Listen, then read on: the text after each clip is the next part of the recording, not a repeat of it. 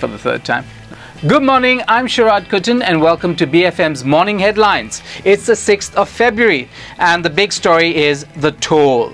Toll rates are not going up, not this year, as very cleverly put by the Sun. You see little italics there. No toll hike this year. Utusan has pretty much the same cover. Kada tol kekal. Berita Harian has tol tak naik dana stabil negara. This is of course a reference to other price increases and strategies by the government to stabilize prices. Malay Mail has it, toll hike off. But there you have it. It's not always in small print. A lot of the papers and of course the internet media have all pointed out to this fact. 400 million is going to be paid as compensation to the concessionaires. Now this headline is kind of curious because above the Tol Tak Naik headline and the face of the Deputy Prime Minister, who's obviously going to take credit for this, is this line, Keputusan Kerajaan Legakan Rakyat, which means government decision brings relief to the public. The question is, should you be relieved? Because whose 400 million ringgit is it? I suspect it's yours. After all, it's coming from the government coffers. Now, there's an opportunity cost. That 400 million could have gone to doing all kinds of things, providing services, improving infrastructure. That's not where it's going. It's going into the pockets of private concessionaires. The question is, why concessionaires are able to collect this compensation? Well, it's because a contract was written some years ago that allows them to collect compensation if they're not allowed to raise rates every 3 years. So the question is, who wrote this contract and why does it seem so much in the favor of the private concessionaire? Big questions for the media to answer, I think.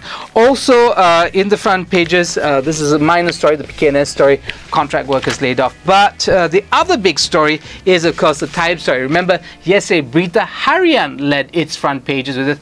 Today, the Star follows. Taib for Tuan Yang Terutama. That's an honorific, actually. The position is Yang di-Pertua Negeri. That's the governor. Remember, speculation in Berita Harian yesterday was that he might want to take the place of the governor who's going to be retiring at the end of this month. So Taib again, so Berita Harian's kind of lead story yesterday appears on the Star today. Tuan Yang Terutama is the honorific given to the governor. I think it translates something like Supreme Lord. Well, that's not a really good translation, but you know what I mean. Sith Lord, maybe. Okay, New Straits Times goes with the E. coli story in Penang. It had the story yesterday. It's carrying on with the story.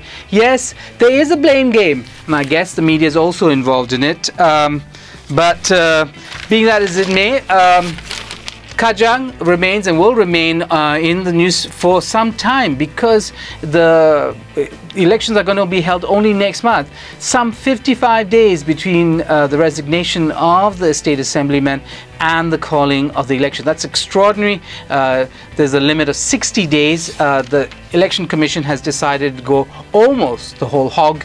The Sun carries an interview with Anwar Ibrahim, who is the Pakatan Rakyat candidate. We still don't know who's going to be running on the Barisan National side. What's interesting, and you should look out for it, some small stories. Now, on the Kajang by-election, here, a story from Harian Metro that 8 of the almost 40,000 voters of Kajang are over 100 years old. Yes, longevity must be something in the water, maybe more fluoride for Kajang.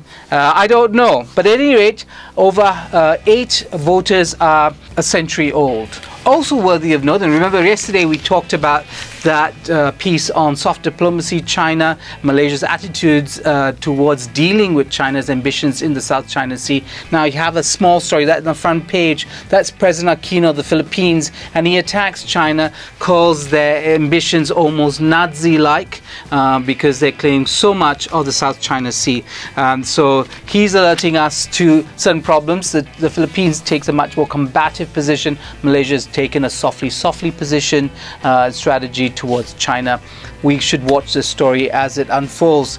I can't leave without having a look at the Harian Metro front page. It has Anggau Berapi, somebody on fire, a woman who doesn't want to give her husband the right to take another wife. She's unhappy. Who wouldn't be?